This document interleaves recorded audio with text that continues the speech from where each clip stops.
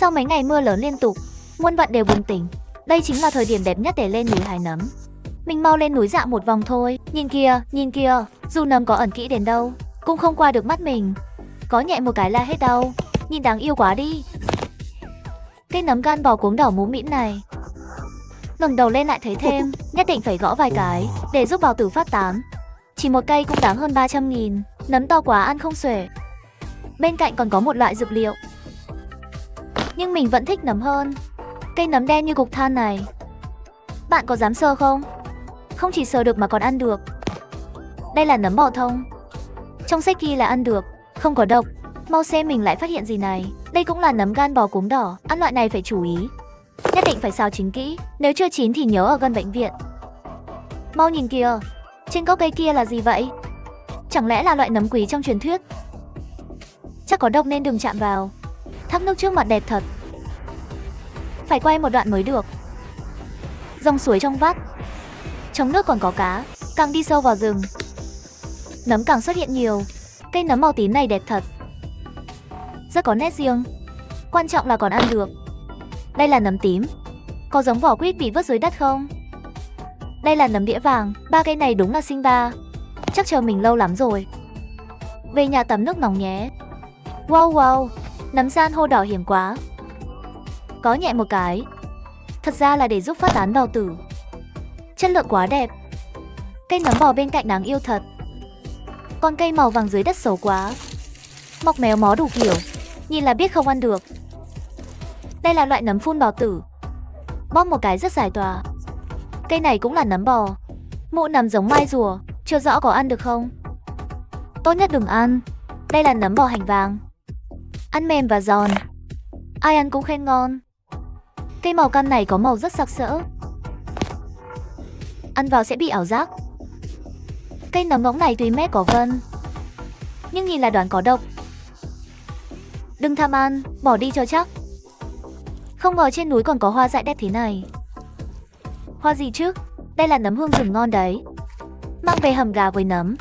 Cây nấm ruby bolit đỏ rực, chất lượng quá tuyệt. Còn cây bên cạnh thì kém quá, mình chẳng muốn lấy nữa. Hai cây mọc cạnh nhau như một cặp đôi. Loại này ăn vào dễ bị tiêu chảy. Bạn mình leo hẳn lên cây. Đoán xem bạn ấy đang hái gì. Nhìn thì giống vỏ cây, nhưng ăn lại rất ngon.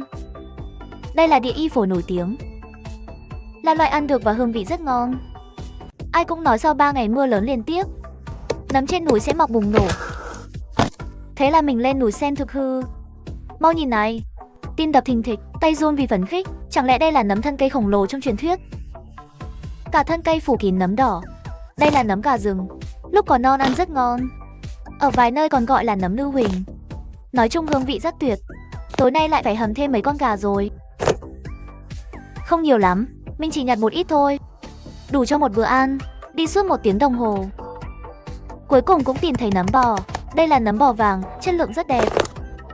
Thu hoạch thôi, gõ nhẹ vài cái, trông như một chiếc ông vàng nhỏ. Nấm trứng gà vừa đẹp vừa ngon, là một trong số rất ít loài nấm thuộc nhóm này có thể ăn được.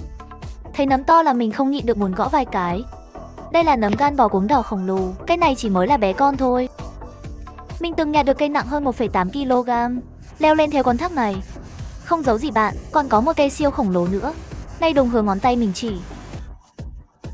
Đi xuyên qua lớp rêu phủ này là tới một ổ nấm thân quen. Chuyên mục ái sâm bắt đầu thôi nào.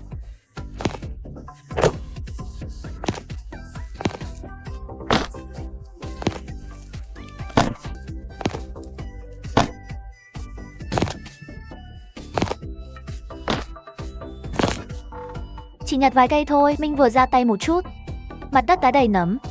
Nấm bò thì nhất định phải gõ vài cái, chạm tay là biết chất lượng rất ngon. Bên cạnh lại có thêm một cây, gõ nhẹ để giúp bào tử phát tán, chứ không phải nghịch đâu. Đây là loài nấm nổi tiếng. Bị gai cuống rồi nên mình không lấy nữa. Không lấy là không lấy. Đây là loại nấm sữa mà mọi người rất thích. Một cây nấm sữa nghệ tây cực đẹp. Em gái bảo màu tím rất đẹp. Đây là loại nấm tím có thể ăn được. Trời ơi, còn có cả nấm màu trắng, trông như đồ nhựa vậy. Cây màu đỏ này tuyệt đối đừng chạm vào. Ăn vào là xuyên không về thời đường. Độc tố gây kích thích thần kinh, cảm giác như lạc vào xứ sở thần tiên. Càng đi sâu vào rừng càng nhiều nấm. Nhìn thấy chưa? May mà mắt mình tinh.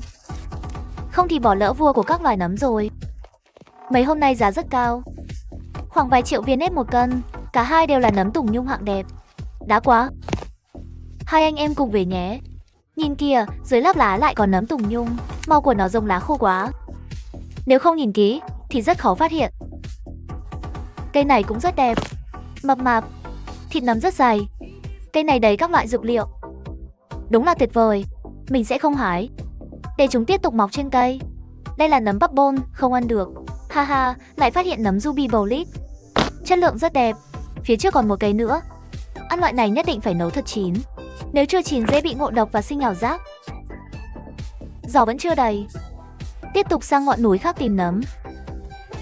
Sau nhiều ngày mưa lớn liên tục, nghe nói trên núi sẽ mọc vô số nấm bò khổng lồ. Thế là mình mang giỏ lên núi xem thử. Wow wow, mọc lộ liễu thế này mà vẫn chưa ai phát hiện. Ngoan nào, theo mình về nhà nhé. Đây là nấm gan bò cuống đỏ. Khi ăn nhất định phải xào chín kỹ. Nếu chưa chín, ăn vào có thể nhìn thấy những người tí hon đủ màu sắc. Bên cạnh còn một cây nữa, tiếc là không còn tươi. Cây này chất lượng còn đẹp hơn, loại này vừa ngon vừa có giá trị. Đây là... Không gõ vài cái là không chịu. Nhìn đen xì, chẳng thấy ngon chút nào. Ôi, trông giống cây nấm trong ma quá. Nhìn là biết ngon rồi. Không nhịn được phải gõ vài cái. Loại này gọi là nấm trứng gà, cũng gọi là nấm trứng ngỗng. Là một trong số ít loại ăn được của chị em Anita. Xào cùng ớt xanh ngon cực kỳ. Ôi, bên này còn sót một cây nữa. Cây này chắc phải nửa cân. Sờ vào thấy thịt nấm rất chắc. Đã thật. Không ngờ chỗ này lại có vua của các loài nấm. Thật không thể tin nổi. Trước giờ mình chưa từng gặp. Đây chính là nấm tùng nhung. Hiện nay giá tới mấy triệu viên nét cho mỗi ký. Đúng là gặp may lớn.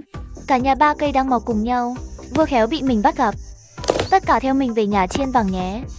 Thu hoạch dễ dàng. Nhiều nấm ruby bullet thế này nhặt mỏi cả tay. Mà cây nào cũng là hàng đẹp. Đã thật. Chỉ cần cúi xuống nhặt thôi. Khắp mặt đất đều là nấm. Cây màu vàng này nhìn lạ thật. Cũng là nấm bò, nhưng là loại có độc. Bạn tuyệt đối đừng ăn nhầm. Bởi vì mình đã tìm thấy loại nấm bò ngon nhất mà mình mong bấy lâu. Lại còn là một cây mập ú. Thời tiết thay đổi quá nhanh. Vừa nãy còn nắng, giờ lại mưa rồi. Giá mà có một chiếc ong thì tốt. Những cây gan bò cuống đỏ đẹp đều bị mưa làm ướt. Khi bị tổn thương sẽ đổi màu.